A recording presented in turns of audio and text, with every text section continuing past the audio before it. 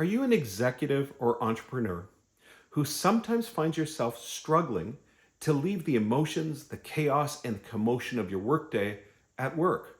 Do you sometimes find that when you open the door to your house, you can't be fully present or you're projecting some of those leftover tensions into the memories, places, and people that matter most to you? I'm Joel. I'm a leadership consultant. I worked as an executive in a high demand job who struggled with this from time to time too. I struggled with it a lot until I discovered a technique called the morning line.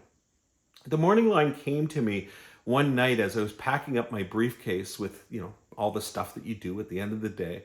And I was thinking, this briefcase is heavy, but it's not as heavy as I feel.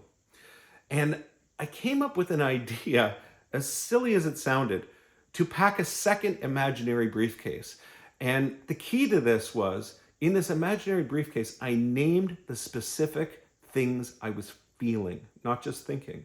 So I said, hey, I'm intimidated, I'm overwhelmed, I'm feeling anxiety. Whatever the feelings were from that day, they were valid and they were good and they were important and they deserved their own spot. So I put them in that briefcase. And I took that briefcase to my car and I allowed myself to think about that on the drive home. However, halfway home, at the Highway 401, the biggest highway in Canada, I would take that imaginary briefcase off the seat and I would throw it out the window. And I would leave it there. It would wait for me. I could deal with it tomorrow. It would be there for me waiting. And I would go home and be fully present. There was a couple of nights that I still felt stress as I got home, so I would take another 5 or 10 minutes leaving it behind. Not processing it, but leaving it behind. The next morning on the way to work, I would get back to the 401. That's why I called it the morning line, the place I got to in the morning. And I would not think about those things until I got to that space.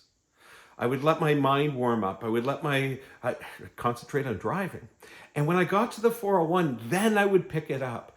And I would feel that with a bit of time, with some space, with some rest, that I could process it differently. It was easier to look at it and be more empathetic to myself, more empathetic to others. Also, to look at that without the fear and the amygdala and the emotion of the moment, but to process that and come up with strategy on what I would do with the day. And I would start the day with the plan and feeling invigorated and empowered to face my day. If you found this useful, if you found this interesting or helpful, I'd really appreciate a comment down below or for you to share this with your community because it might make a difference for one of them too. Have an awesome day.